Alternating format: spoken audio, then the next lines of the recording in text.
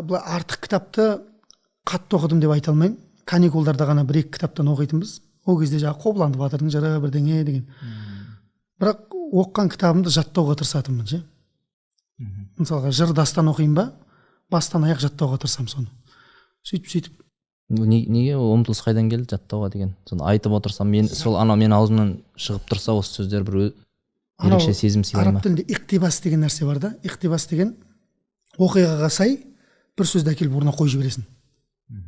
Мысалға жаңа айттық қой. Ондай болмақ қайда деп, айтпа ғылым сүйсеңіз жаңа, бір ғалымды көрсеңіз деген жаңа айттым ғой Абайдың сөзіне. Сол сияқты сөздің ортасында тұздық беріп отыратын иқтибас керек та. Дәмдік тұзын қосып отыратын. Соған арнайы жаттау керек. Иә, сөйлеген кезде сол мен бала күнінен сондай бір негенен қосып жіберетінмін да андай. Жаңағы 2 жол болсын, 4 жол болсын, дәріс оқиғаға сай келе ма? Лекулли мақамин мақал дейді ғой жаңа. Әрбір нәрсенің айтылатын орнына сай қолданылатын нәрсесі бар. Подходыңыз ерекше екен да. Сонда сіз анау мақсатты түрде, мысалы мақал мәтелді жаттайтындар бар ғой. Айтыс келе сөйтеді мысалы. Бұл әже көргендік шығар деп те ойлаймын. Әже көргендік. Мен әженің қолында өстім да, енді әжең әке-шешеміз бар ғой, бірақ әжемен көп байланыста болдым да. Мына әже біз баяғы ескі байырғы көнерген сөздер бар ғой, соларды айтып отыратын да. Сол барлығы бір әсер етті ғой, жан-жақтан. Жаңа кітаптар бар, нелер бар. Жарыс деп жаттайсың. Негізі жаттауға құмармын өзім. Бір Алла тағала бір не берген. Тез жаттай аламын, Аллаға шүкір. Сол тез жаттай алғаныңыз да бәлкім сол бала кезден бастап машыққаныңыздан да болуы мүмкін. Мүмкін. Сол жырдастандар жаттағаннан болуы мүмкін. Құрметті қазақстандықтар, бүгінгі біздің подкастымызда айтылған және жеке-жеке тоқталған 4 кітабымызды төмендегі сілтемеге өту арқылы алсаңыздар болады. Алла тағала баршаңызға пайдалы білім берсін, пайғамбарымызға деген сағыныштарыңыз бенен махаббаттарыңызды арттыра берсін. Сонда мынандай, мысалы кейбір кісілер, мен өз басым енді оқыған кезде үйтіп арнайы жаттамайды екем. Мен ойымша бүйтіп өзіне жатталып кетеді деп ше, керек кезде шығатын сияқты да сол сөздер. Бірақ сіздікі одан да қуаттырақ сияқты да, мысалы, анау арнайы бір мақалдар жаттайтындар бар ғой, өлеңдер жаттайтын сол керек кезінде ше. Тұрақ тіркестерге дейін жаттайтынмын ғой. Жаттау тәсіліңізді айтыңызшы, бізде оқырмандарымыз жазып отады. Оқимын, ұмытып қаламын.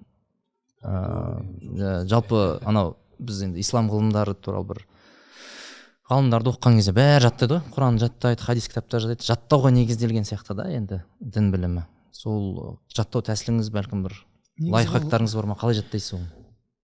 Елестетіп па? Негізі жаттау, мына жазу ілімі бар ғой. Кең таралған ілімдерден жатпайды негізі. Бұған дейін біздің кешегі міне Совет үкіметі кірем дегенге дейін или телефон шыққанға дейін деп айтайықшы. Адамдар негізі ауызекі әдебиет қой. Бізде анау айтқан сөзді, ақындардың айтқан сөзін айтқан бойда жаттап алып, кейін соны ел-елге тарататын болған. Мысалға пайғамбарымыздың заманында тілдің пигіне жеткен ғой адамдар. Дұрыс па? Құран сол кезде түсті ғой. Бүкіл жаңағы тілдің бәрін сындырды. Сонда бір қараңыздар, пайғамбарымыздың жанындағы ақындар бір жыр айтпай ма? Өлең жолдарын айтқан кезде соны жаттап алатын болған адамдар. Жаттап алғаннан жаттап алған. Осылай кейін барып жазылған ол. Жазу үрдісі кейін қалыптасқан. Негізі адамдар ауызекі тілмен. Енді бұл ол адамдардың мүмкін фитратының тазалығынан шығар. Мысалға артық информация. Қазір мысалға мен лайфхагымды айтайын жаттаудағы. Мен бірдеңе жаттайтын болсам, телефон ұстамаймын бар ғой. Анау ой тынышталмай жаттау мүмкін емес. Бәрін ысырып тастап, кәдімгі соған өзіңнің бар ынта жігеріңді қоясың. Сол кезде барып жатталынады да. Басқа нәрсенің бәрін ұмытасың. Анау мен кіру керек та ішіне бүйтіп, жаңа сонымен ауырады дейді ғой. Сонымен ауру керек та. Өйткені мен көрдім, телефон ұстап жүріп жаттағандарымды көрдім, телефонға дейінгі жаттағандарын білем да.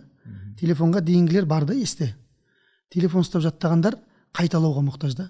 Су шайып кеткен сияқты. Сондай сияқты. Фокус жан-жаққа кетіп қалады. Жан-жаққа шашырап кетеді. Сосын ана информация көп та, кейбір керекті сөздерді реті келген кезде қолдана алмай қаламыз. Сол үшін ол қалып кете береді, архивта қалып кете береді. Кейін алдыңнан шыққан кезде мен мынаны білемін ғой дейсің. Архивта жатыр негізі біраз нәрсе, бірақ енді доступ жоқ дейсіз ғой. ана асқар жұмаділдаев ағамыз да телефон қолданбайды дейді ғой негізі. Трамвайда жүргенде жақсы көреді, машалла, мықты. есеп шығарады, бүйтіп кетіп бара жатады да, телефон мүлдем қолданбайды да. Жақсы, бір жағынан ешкім мазаламайды да сені. Ол да жақсы. Ешкім ренжімейді да. Мына телефон ұстағалы бәле болды, ренжи береді, анда шақырады, келмейді, көтермейсің дейді. Реніш көп адамда. Ойдың тынышталу деп әдемі айттыңыз да. Бізге жазады жастар қазір. Мен кітап оқысам оқығым келмейді, тартпайды бір нәрсе дейді да. Біз соның бір алғы шарты, бір емі ретінде сол ойды тынышталдыру деп түсінеміз да. Сен телефон қарап жүрген ойыңмен оқи алмайсың кітапты. Сосын иә, телефонда аңсап та тұрмау керек мынаяқшы. Тезірек бітіп қосайыншы деген нәрсе тұрса да, адамның несі кетіп қалады ықыласы. Саймон Сайнек деген жазушы бар ғой, соның бір сөзі бар да, өзі күшті коуч. Ол айтады, сен бір адаммен сөйлескен уақытта телефон өшіп тұрса да қолыңа ұстап тұрсаң, қасындағы сенің сұхбаттасушы өзіне толық әлі назар, құрмет аударылмаған сезіп тұрады жүрегімен дейді да негізі. Кез келген уақытта телефонды қосып тыңқ ете қалса ашып қарап қалуы мүмкін да. Яғни біреуге құрметін толық білдірген кезде телефонды мүлдем қалтаңа салып қой дейді да. Ана пайғамбарымыздың несі есіме түсіп кетті ғой. Пайғамбар саллаллаху алейхи вассалам біреумен сөйлесетін болса, жаңағыдай басқа нәрсесінің барлығын тастайды да, толығымен бұрылады дейді да. Мысалға арт жағынан шақырды ма, я Расулалла деп айқайлай ма, мысалға бүйтіп қарамайды да, түгел өзінің барлығын аударады. Ол кішкентай бала болса дейді, егер бала болса не істейді білесіздер ме? Пайғамбар бала болса төбесінен сөйлеспеген екен. Отырады, кәдімгі қарама қарсы сөйтіп барып сөйлесетін болған да. Және айтады ғой, мына бір таң намазынан кейін бір уағыз айтып отырады да пайғамбарымыз саллаллаху алейхи вассалам. Сақинасы болады. Бір сыйға келген сақина болса керек, ұмытпасам, соны бүйтіп ана айтып отырады да, сақинаны қайта бір шұқылап отырамыз ғой бірдеңе. Сөйтіп отырады да, не дейді? Ай, сақина назардың барлығын алып болды ғой дейді да. Ана айтатын сөз бөліп мынаған көңілі неғып келе береді да, ауып кете береді да. Бұл деген сөз қазіргі телефон ғой. Көрдіңіз ба? Сөйтті де сақинаны келесте шығатын кезде шешіп алып тастап барып уағыз айтқан пайғамбар саллаллаху алейхи вассалам.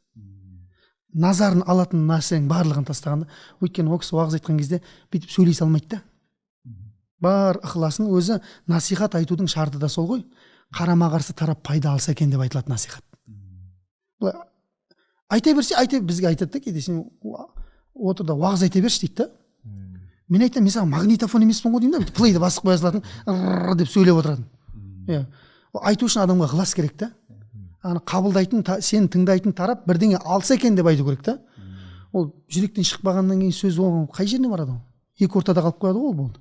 Сол сияқты жаңағы назар не деген нәрсе өте маңызды ғой бұл жерде. Ғалымның сөзін естіп қалдым да. Қазір неге бұрынғы Эйнштейн секілді, Әл-Фараби секілді ғалымдар шықпайды дейді. Фарадей бар, қаншама ғалымдар бар, физика саласынан, химия, биология саласынан. Соны зерттеп көрдіңіздер ме? Соны бүйтіп жазғанда, сол ғалымдардың сөздерін айтады, біз сол ғылымнан басқа ештеңе ойламайтын едік дейді да.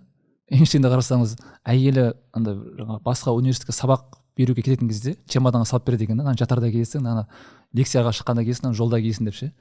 Сол кеткен киімі қайтып келеді екен да ше, чемодан мүлдем ашылмаған ше. Яғни басқа еш нәрсені ойлауға мүлдем назарын бөлмейді. Киімін де ауыстырмайды, қол иығы түсіп кеткен бір жембір киіп жүреді. Бүкіл суретте ше. Ғылымнан басқа ештеңені ойламаған дейді. Сол үшін олар сол бір ғылымның саласында өте мықты білгір маман болды деп ше. Бір нәрсемен адам ауырса, Алла оған өзі ойламаған есіктерді ашады. Негізі бұл нәрсе бар. Адам бүкіл несін, жаңағы ойын, ішіндегі ықыласын бір нәрсеге қойса, адамға өзі ойламаған есіктер ашылады солай. Мысалы, мына светтердің бәрін ойлап тапқан Эдисон бар ғой. Эдисон да сонымен ауырған ғой. Ауырған 10 мың рет жасаған дейді, кітапта айтады ғой. 10 мың рет жасаған, шәкірттері келіп айтқан, болды қоя салсайшы ұстаз деп ше. Сонда әрбір сәтсіздіктен кейін бір сәттілік болатынын мен сезем деген да. Жасай, әл-мисбаху физ-зужаж. Ақыры жаңағы шырақ шынының ішінде деген аятқа келеді де тоқтайды ғой. Біздің қатеміз шыныда дейді. Шынына жасаған кезде, жаңа екінен тигізген кезде жарқ етіп свет жанап аятта. Ауырды сонымен. Ауырды. Алла оның дініне несіне қарамайды. Кім нәрсеге ықылас қояды? Бая Галилейлер қалай аспан зерттеген мысалы. Ибн Синалар, ұлықбектеріне қаншама нәрсені тастап кеткен неге? Сонымен ғана ауырған. Эйнштейн демек жаңа мысалға да, Эйнштейн пенде ғой. Адам ұйқыға мұқтаж ғой. Енді Алладан басқасының бәрі ұйқыға мұқтаж. Ла тәхузуху синату ва ла наум. Алланы ғана ұйқы қалғу алмайды. Қалған жаратылыстың барлығы. Енді періштелер ол енді Алланың бұйыруымен солай. сонда Эйнштейн анау уже отключение береді ғой бас, бір демалып алайыншы деп, мен жартақ сағат дейді, қарасаң өзің уақытын өздері қызғанады да, жартақ сағат дейді, оятып жіберіңдер дейді. Анау шәкірті барады да, енді деген көріп жоқ ұстаздың қызметін қандай екен, ұйықтамай сәл демалып алсыншы ұстаз дейді ғой. 2 сағат өтіп кеткен екен да, барып ұстазын оятқан кезде сағатты қарайды да, бірден ашуланып, қайда 1,5 сағат дейді да, қайтарып бер маған дейді 1,5 сағатымды. Сол үшін олар жетістікке жетті да. Біз ананың басын бір шаласың, мынаның басын бір шаласың, ауырып атқан бір салаң жоқ. Егер біздің мысалға шынымен басын істететін болса, қазақтан мықты адамдар шығады ғой негізі. Неге біз медицинаның аппаратураларын Германиядан, Кореядан аламыз, Япониядан? Істей алмаймыз ба біз? Істей аламыз. Просто сонымен ауырып атқан адам жоқ та бізде. Жоқ деп айтпай қояйықшы, енді аз деп айтайықшы.